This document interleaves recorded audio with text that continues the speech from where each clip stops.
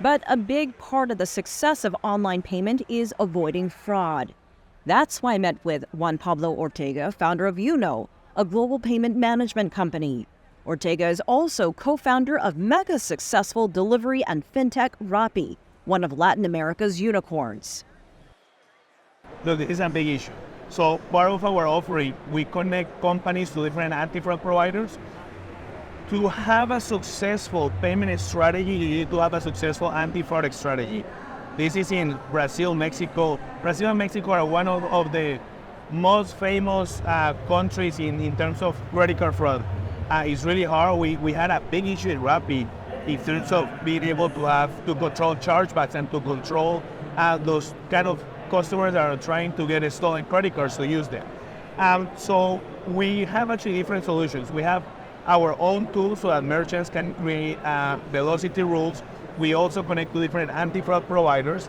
And then there are a couple of tools that the schemes have. So Visa, MasterCard, American Express, they have a thing called 3D Secure. And 3D Secure is when you pay with your credit card and then you see your bank's website and it tells you, can you put a SMS message or an email that we're going to send you. This is something that is super useful because once you authenticate the user, you are protected from getting the chargeback, and it's the best way to control fraud. The problem is that for companies to implement this kind of technology, it takes a lot of time. With one click, you're able to have this authentication in part of the world. So we're using the latest technologies from different providers, from Visa, MasterCard, to be able to help merchants actually protect fraud and be able to keep growing without having to worry about losing money to chargebacks. How much longer before we see a completely cashless society? Depends on what country. So this is really, look, even in Latin America, we see different trends. In Brazil, people don't use cash. Pix has become the preferred payment method. And everywhere you go, you're going to buy a coconut. You can even pay a coconut with a credit card. You can also can pay with Pix. And many times they prefer to use Pix. But if you go to Mexico, not too far away, 80% of transactions are still being done in cash.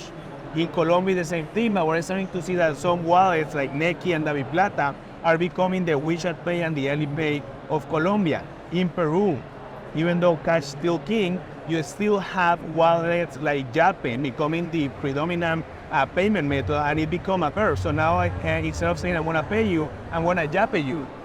So you start seeing these trends. How long until it's completely cashless? We're a couple of years away. I think the government's regulations need to change. How companies are taxed need to change. You have so many things that need to change for a society to go completely cashless. What have you noticed in the growth in the last 2 years, and what is your outlook for the future when it comes to fintech? What you have to offer? Are you optimistic about that? I'm extremely optimistic. We're in an amazing time. I know that venture capital is down, the markets are down, and people think that this is not a good time to build company. But if you look back at the past crisis, 2000, 2008, this is where the best companies have been created. When you create a company in a downturn, you're like in the beginning of this amazing, prosperous time and time to actually change how people do things. I believe that the same way how Uber was founded in 2008 and today is the predominant way of transportation on top of Didi and these other different companies. There is a wave that is forming from fintech companies that are going to change how we pay, like we're doing at that are going to change how we move money between countries. And this is just the beginning. I think we're starting to see companies doing amazing things. We're starting to see how the opportunity to help people grow in life by giving them financial education, by giving them access to financial products, the opportunity is there. And it's amazing to see so many companies starting and actually growing. A good example is us. We are a small Colombian company, 2 years old. We're now processing billions of dollars. We're now working with the biggest brands in the world, like McDonald's, like InDrive. And it's just the beginning. That being said, what is the one strategy you would share with young entrepreneurs hoping to navigate the current market? Look, think big. I think this idea of think big or go home must be, people ask me like, hey, when you thought about Euro, did you think it was going to be a global company? When you started Rappi, did you think it was going to be only in Colombia or elsewhere?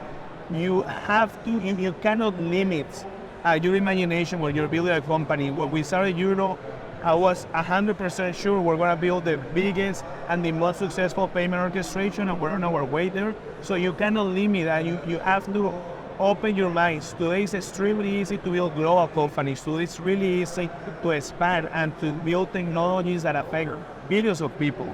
So don't think small, think big, and you're going to make great things. Juan Pablo Ortega, thank you for your time.